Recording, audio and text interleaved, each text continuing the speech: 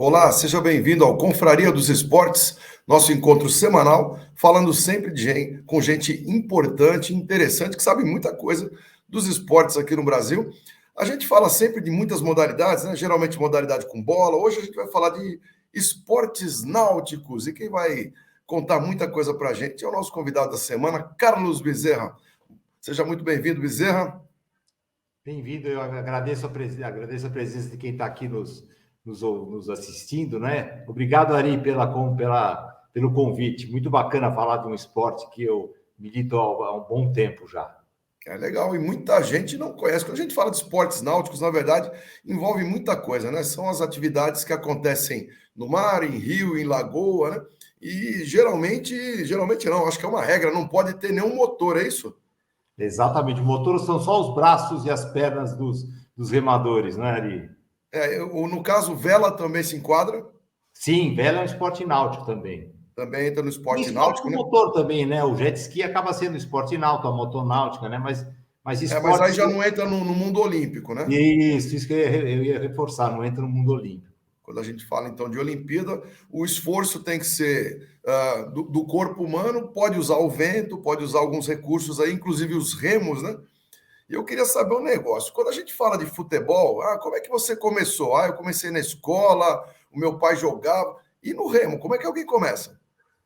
Bom, eu vou contar a minha história que se mistura com a própria história da canoagem, né, Ari? Vamos lá. Eu fazia remo na raia olímpica da Universidade de São Paulo, aqui na Zona Oeste, né? Moro perto, inclusive. E aí eu me encasquetei que eu queria dar a volta na Ilhabela, no litoral norte paulista, né? E aí, como é que eu vou dar a volta na Ilhabela de uma coisa relacionada à aventura? Vou a pé, vou de vela. Eu falei, vou de caiaque. Isso no começo dos anos 80, Ari, final dos anos 70. E aí eu ingressei nesse mundo da canoagem, né? Porque eu comecei a pesquisar como eu poderia dar essa volta, com quem que eu poderia entrar em contato, e conheci a Associação Paulista de Canoagem, uma entidade recém-começada, e aí eu entrei nesse mundo da canoagem e não dei a volta na Ilhabela até hoje, mas ajudei assim o esporte a desenvolver. E comecei militando nas Águas Brancas, que são as corredeiras, depois eu fui para as Águas Calmas, que era a minha praia, né? Nunca fui muito craque em Águas Brancas, e aí estou até hoje aí militando na canoagem, Ari. A gente estava falando da Raia Olímpica. A Raia Olímpica, ela pertence à Universidade de São Paulo, ao CPUSP. Quem administra a Raia Olímpica? A Raia Olímpica é administrada pelo Centro de Práticas Esportivas da Universidade de São Paulo, CPUSP, bem como a sua sede, né, que é aquela sede com piscinas, campo de futebol, e nós administramos também um parque chamado Parque Esporte para Todos, mais conhecido como Bosque da Física, que é perto do Instituto de Física. Então, a Raia Olímpica é do CPUSP. Nós temos outras raias olímpicas aqui no Brasil, não? Ou basicamente a da USP é a principal? A Raia Olímpica da USP ela é com as dimensões bastante oficiais, não é? Ela tem bastante oficiais, não, são dimensões não tão oficiais. Faltam alguns metros para ser uma raia oficial na questão da largura, não é? Porque uma raia olímpica tem que ter 165 metros de largura e a nossa tem 100 metros.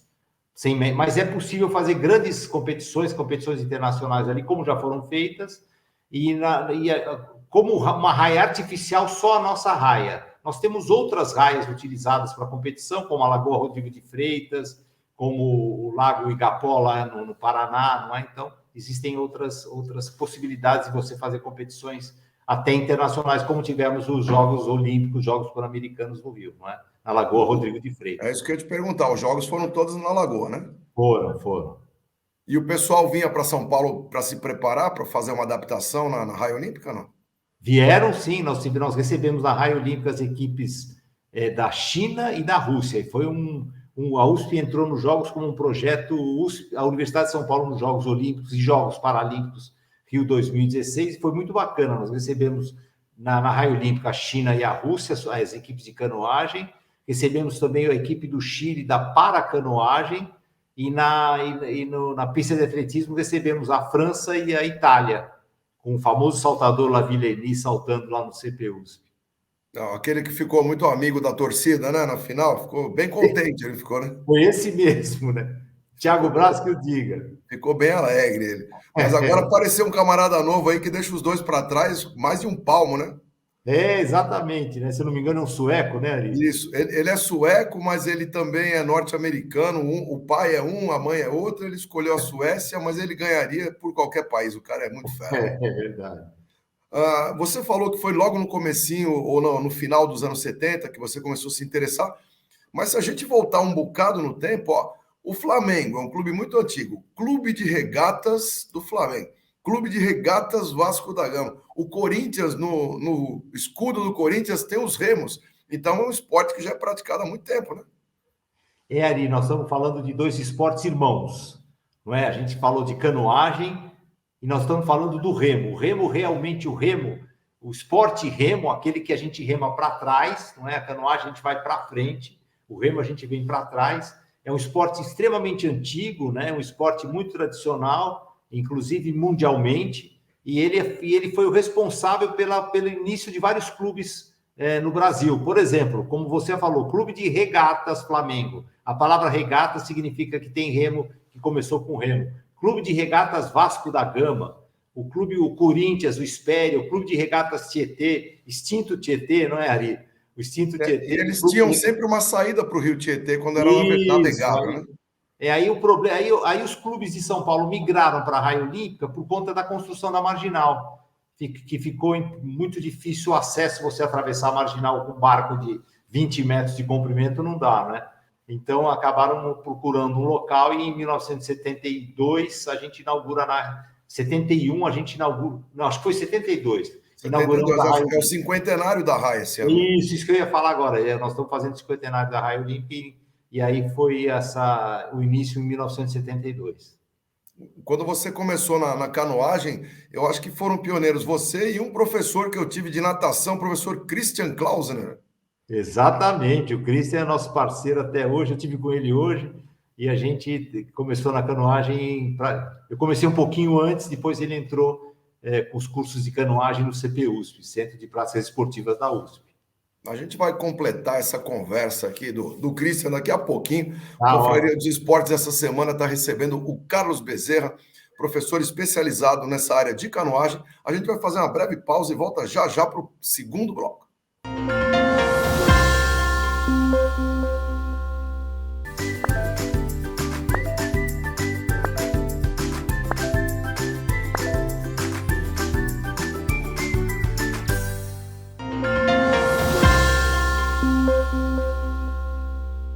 Estamos de volta para o segundo bloco do Confraria dos Esportes dessa semana. Estamos conversando com o professor Carlos Bezerra, especialista principalmente em canoagem, mas que sabe tudo quando a gente fala de esportes náuticos, né? Você estava me explicando aí da diferença do remo e da canoagem, que o remo rema para trás, né? A gente faz força para trás, vai de costas para o alvo que a gente quer chegar. E no caso a canoagem vai para frente. Isso influencia no ponto de vista mecânico, no equilíbrio? Tem alguma grande diferença, não? Tem uma diferença. Os remadores utilizam mais os membros inferiores como potência, né? Então, o trabalho de perna é muito importante no remo. O trabalho de tronco também, ele é um trabalho frente e trás, não é? Ele vem para trás junto. No caso da canoagem, quem trabalha mais são os membros superiores e o tronco, né? Peitoral, dorsal. E existe um certo giro na hora de você realizar a remada, que você puxa com o tronco o remo da canoagem e o remo do remo, né, vamos dizer assim, é puxado, o início das forças são com as pernas, né? E a canoagem utiliza mais peitoral, dorsal e braços. Então, se a gente parte dessa ideia, então na canoagem o atleta comum, né, o caminhante e o pessoal paralímpico, eles não têm muita diferença de desempenho. Perfeito, Ari. Você tocou num ponto que eu gosto muito, porque em 2014 eu assessorei o Centro de Paracanoagem, Centro CPB, Centro de Paracanoagem do Brasil, né? Centro Brasileiro de Paracanoagem. E foi na Raia Olímpica da USP, e a gente... Um dos grandes atributos que tem a canoagem é que você, quando eles estão na água, se existe uma pessoa que ela é cadeirante, é paraplégica, não tem o movimento dos membros inferiores, ela acaba ficando praticamente igual a uma pessoa que não tem essa deficiência. Então, se você não souber, você olha de longe... E olha de longe você não percebe. Então, isso que é legal. Você põe um barco com K4, que são 4 remadores, não é? Se você tiver 1, 2, 3 cadeirantes, você não vai perceber essa diferença. É muito interessante. Existe uma diferença de uma pessoa que tem a lesão, uma pessoa deficiente, uma pessoa não deficiente, porque a canoagem também faz parte do movimento de empurrar o apoio de pé, para que ele transmita a força que você fez com o tronco e com o braço para o caiaque assim seguir adiante, né? Ele se desenvolver. Então, a pessoa, quando não tem essa pressão no apoio de pé, a pressão é feita pelo bumbum, por exemplo, né? Então, existe essa aí. Então, mas é muito parecido. Então, eu considero, não é colocando a sardinha para minha brasa, não, mas eu considero para a canoagem um dos melhores, se não o melhor esporte para quem tem lesões medulares. O Brasil tem um grande destaque que é o Fernando Fernandes, é isso que era do Big Brother? Isso, ele foi o Eu não errei o pioneiro. sobrenome dele, não, né? Fernando Fernandes, É isso exatamente. mesmo. E ele foi um dos pioneiros, ele foi um grande incentivador, né? Ele foi uma grande meta para as outras pessoas, então ele foi um exemplo e ajudou muito a paracanoagem, sim, sem dúvida. A gente falando em relação aos tipos de movimento para frente ou para trás, beleza, a gente já entendeu que tem diferença. O próprio remo, né, o objeto que você usa para dar impulso também tem diferença. No remo ele tem a ponta é reta e o que toca na água tem uma parte maior de contato e no caso da canoagem ele é duplo ou não? Isso. O remo, outra diferença fundamental é que o remo, no caso da canoagem, ele não tem nenhum apoio no barco. Somente o remador, o canoísta, segura o remo. No esporte remo, ele é apoiado no que a gente chama de forqueta. Tem uma braçadeira, um bracinho. Um negócio assim, né? E aí o remo é apoiado nessa braçadeira e tem toda a alavanca. Então o remo ele é maior no caso do esporte remo e ele é menor no caso do esporte canoagem. E outra diferença é que no caiaque nós utilizamos um remo com 2 pás, né? E na canoa, que é aquele que o Isaquias Queiroz foi campeão olímpico, utiliza-se um remo com uma única pá. Essa é a diferença. Aquele movimento que o Isaquias faz, e todo mundo que compete nessa área, de ficar ajoelhado, o que isso traz de dificuldade? É interessante, porque a canoagem ela tem duas embarcações, né? O caiaque e a canoa. O caiaque você vai sentado com um remo de 2 pás. O caiaque praticamente você veste ele, né? Você veste isso. A gente até põe o que a gente chama de coberta contra respingos, que a gente chama usualmente de saia, que impede que a água entre no caiaque, na boca dele, né, no cockpit. E no caso do Isaquias, ele vai ajoelhado, que é a canoa, e ele rema de um lado só, né? Ele faz um movimento chamado J, que mantém o barco na sua direção, porque no caso da canoa, que o Isaquias venceu os últimos Jogos Olímpicos, não tem leme. E o caiaque tem um leme que você cutuca lá, o leme com os pés, dando a direção do barco de uma maneira mais fiel, né? Você está falando em relação à direção.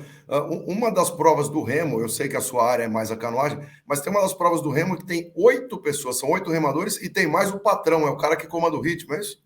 Exatamente, Ari. Essa é a prova que todo mundo acha mais bonita do remo, que são 8 remadores que têm que estar completamente entrosados, e os remadores, por conta da abertura, né, por conta do ângulo que eles pegam a remada, é importante. Não é que tem que ser, mas ele tem mais vantagem, vamos dizer assim, que nem no basquete, se ele for um atleta alto, uma pessoa alta, não é? E aí ele é alto, com 1,90 m, 2 metros de altura, pesando 100 quilos, 100 e poucos quilos, comandados pelo timoneiro ou patrão, que geralmente é um jockey, não é? Que pesa isso que eu falo, que nem o jockey, é um pititico, né? O biotipo dele é um biotipo pequenininho para não pesar no barco, porque o peso mínimo são 50 quilos. Então, ele comanda aqueles homens, aquelas mulheres bem fortes, e ele tem uma função importante. Ele dá o leme da embarcação, ele incentiva as pessoas, ele dá a direção, ele fala, vamos lá, está acabando, olha, o barco do lado está chegando. Então, ele tem toda essa missão fundamental para que tenha resultado, no caso de uma competição. Ou mesmo num passeio, né? Perdão, pode seguir. Não, mesmo num passeio ele vai orientando ele, porque como o remador rema para trás, quando você tem a figura do patrão, você sabe para onde ele está vendo para onde está indo o barco. Tem algum país que é grande destaque no remo ou é uma coisa mais ou menos dividida? Tinha muitos anos atrás, nos anos 70, né, onde existia a disputa Estados Unidos-Rússia, não é? Os Era a Guerra países, Fria. a Guerra Fria, tinha me fugido o nome ali. Quando tinha a Guerra Fria, os países do leste europeu eram muito fortes no remo. Se eu não me engano, em 1972 ou 72, nos Jogos Olímpicos de 72, a Alemanha Oriental levou todas as provas, menos uma prova individual que foi conquistada acho que um alemão oriental, ou um alemão ocidental. Em 72 foi Munique, eles estavam em casa, né? E estava em casa. Mas hoje é bem dividido, viu, Ari? Dividiu bastante, tanto no remo quanto na canoagem. Existe países ganhando 8, países ganhando 400, 4 com. Na canoagem a mesma coisa, o Brasil ganha um, a Bulgária ganha outro, os Estados Unidos leva uma outra prova. Então, não existe existem, lógico, existem potências, mas não é que eles vencem em todas as provas, ou a maioria das provas que nem ocorria antigamente, nos anos 70, na Guerra Fria. Eu estava vendo a classificação, essa semana agora a gente teve um Mundial, acho que no Canadá, se eu não me engano. O Brasil foi bem dentro da sua realidade, né? O Isaquias conseguiu mais algumas medalhas ali, mas eu estava estranhando. Eu olhei um placar ali, tem um país que tinha 200 medalhas, não entendi nada daquilo. Ou alguém colocou errado, ou eu não sei essa contagem. Eu não vi isso ali, mas deve ter colocado errado, né? Eu achei muito estranho. Tava Hungria, tudo bem, liderar tudo bem, mas o número de medalhas, eu não sei se conta o barco que tem 8, conta 8 medalhas, acho que não faz sentido. Não, contar uma medalha só. Os atletas recebem todas as medalhas, mas o barco com A4 recebe o país conta como uma medalha só, né? Uma classificação só. Você falou num país que realmente é uma potência na canoagem, que é a Hungria, né? Uma grande escola. A escola húngara de canoagem ela tem tradição já há várias décadas. Muito legal, meu. O Brasil ainda está engatinhando, a gente pode falar um pouquinho do que aconteceu no começo dos anos 80. Eu vou voltar a esse tema já já. O Confraria dos Esportes vai fazer mais uma pausa, a gente volta para o terceiro e último bloco dessa semana.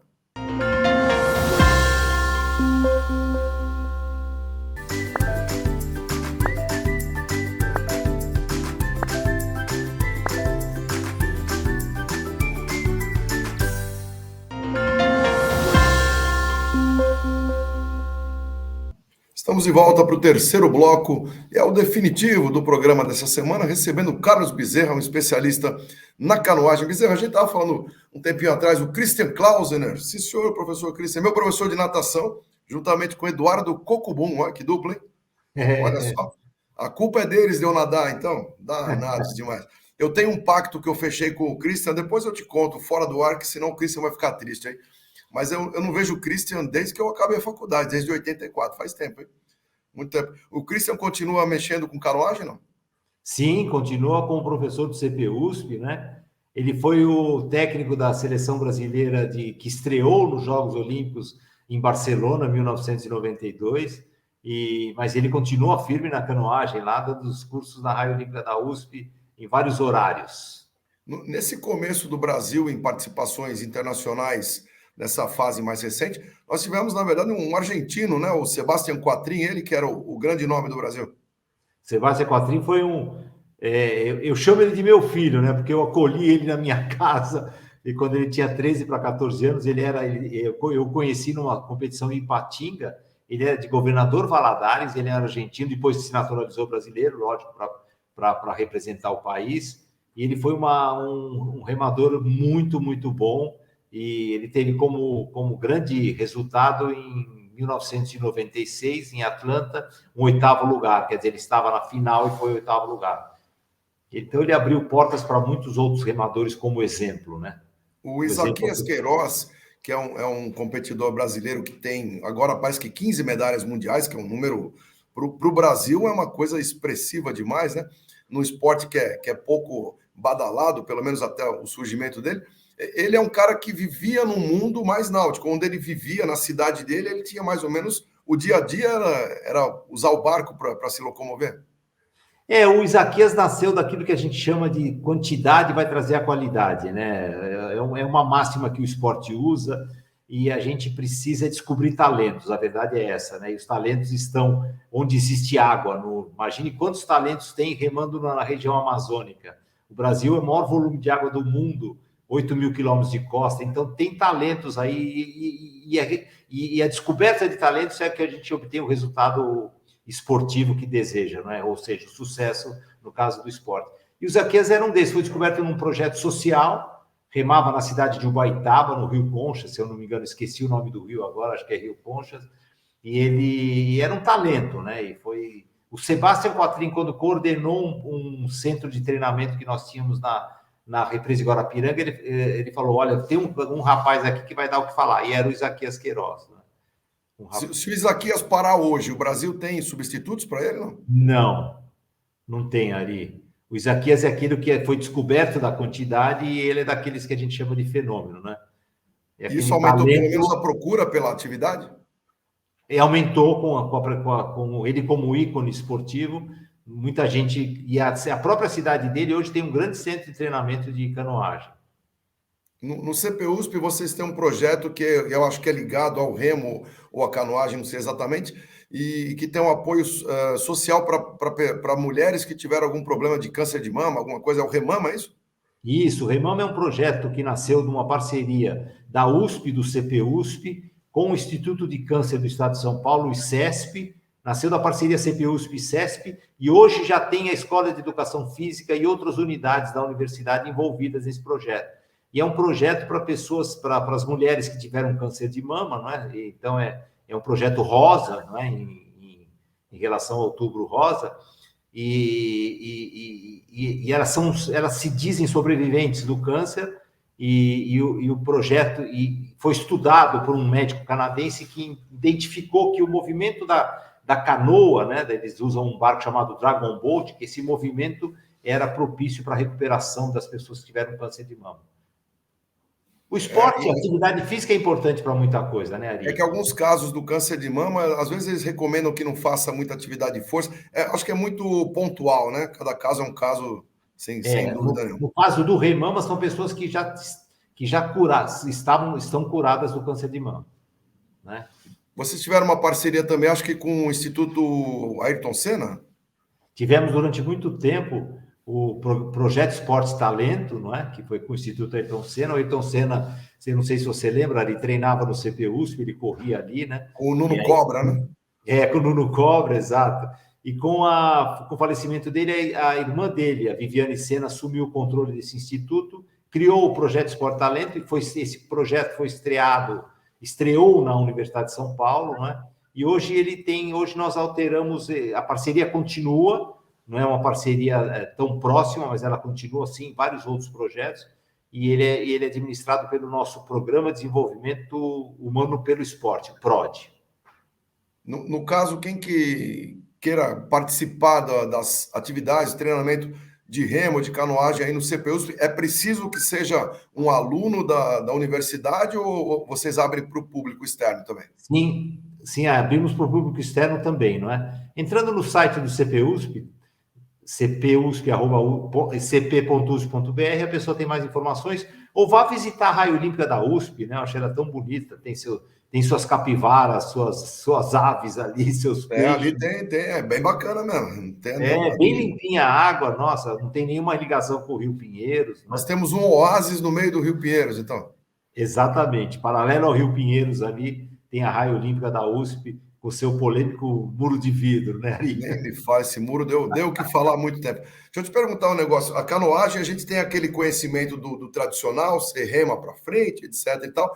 Tem uma outra canoagem que é o slalom, que é um negócio muito maluco. Eu gosto de assistir porque é contra o relógio, né? Você não vou eu contra você. Vou eu contra o relógio, depois vai você contra o relógio, uma corredeira. Alguns momentos você tem que remar voltando. É bem maluco aquilo. Exatamente, é o slalom, né? Que a gente tem uma menina muito boa também. Ana Sátila. Isso, a Ana Sátila é uma grande remadora de Primavera do Leste, no Mato Grosso, também outro talento descoberto nos rincões do Brasil, não é?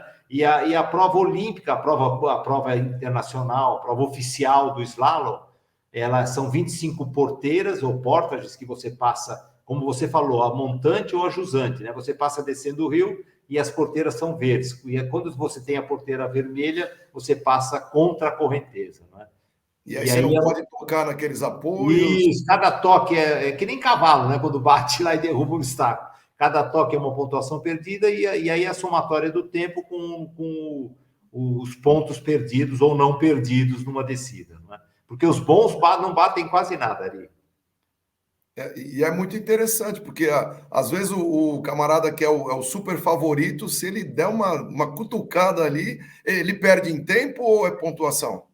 Ele perde em pontuação. Isso aconteceu com a Ana Sátira em 2016. Ela estava em casa e aí eu senti isso. Eu estava assistindo a prova ali em loco, né? E aí eu senti uma pressão grande nela. Ela perdeu uma. Quando você perde a porteira e você não bate na baliza, são duas balizas, né? Que fazem uma porta. Ela perdeu, aí ela perde 50 pontos, né? 50 segundos. Aí é muito ruim, né? É Aí bastante. ela, foi logo no começo, aí, nossa, foi muito chato. Aquela descida que foi utilizada no Rio de Janeiro, aquilo é uma estrutura que foi preservada ou foi montada e depois desfeita? Não, está preservada, tá lá, tem um centro de treinamento lá, é artificial, né? Muito bacana, muito legal mesmo. E Em aquilo é muito Teodoro. complicado de montar? Não, é o É único que tem no complicado, Brasil? né, ali? Você tem que ter você tem que bombear a água, fazer os obstáculos que tem que ser, eles têm que ser móveis, ele tem que ser mudado, não pode ficar sempre a mesma coisa, não é? Então é uma estrutura complexa. Em relação à fase, digamos, de maior rendimento do atleta, vai o quê? Até uns 30 anos, 40 anos? Qual que é a faixa?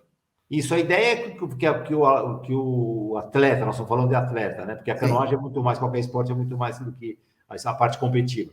Que ele comece com 10, 11 anos, não é? E atinja seu ápice com 23, 20, 25, 27 anos, né? Hoje são mais longevos os atletas também em vários esportes, na canoagem também. Mas o ápice é por volta dos 26, 27 anos. Ou Nós seja, temos escolinhas aqui em São Paulo, não? temos, assim, tem a Raia Olímpica da USP, né? Tem no interior, Pindamonhangaba, tem Cubatão, temos algumas escolinhas aqui, mas deveríamos ter mais, Ari, confesso para vocês que deveríamos ter mais. Aqueles esportes de aventura que tem lá em Brotas, por exemplo, tem a ver com esse meio também? O rafting é um esporte náutico, mas não é um esporte olímpico. Não é olímpico, mas ele está no hall de esportes que a Confederação Brasileira de Canoagem administra. Então, o rafting, tem a canoa canadense, tem a canoa Dragon Boat, né? São várias. Tem E aquela havaiana, né, que tem uma lateral. Havaiana, ou Vaá, ou Polinésia, não é? Também está no hall da canoagem, está no guarda-chuva da canoagem, não está na Confederação Brasileira de Canoagem, muitos deles, mas esportes radicais, a própria corrida de aventura, né, ele tem muitas vezes a canoagem nas suas atividades. Muito legal. Bom, hoje a gente conversou com o Carlos Bezerra. Bezerra, a gente conseguiu dar uma breve pincelada, acho que do universo da canoagem e do próprio remo deve ter muita coisa, mas eu agradeço muito as informações que você passou para o público do Confraria. Ari, eu que agradeço, foi ótimo esse nosso bate-papo, apesar dessa luz batendo aqui, não é? Foi tudo bem, Ari, gostei bastante de ter conversado com vocês. Tranquilo demais. Muito obrigado, então, Bezerra, pela sua participação. Confraria dos Esportes dessa semana teve o prazer e a honra de conversar com o especialista em canoagem, o Carlos Bezerra. Nosso encontro marcado, então, na próxima semana. Obrigado pela audiência e até lá.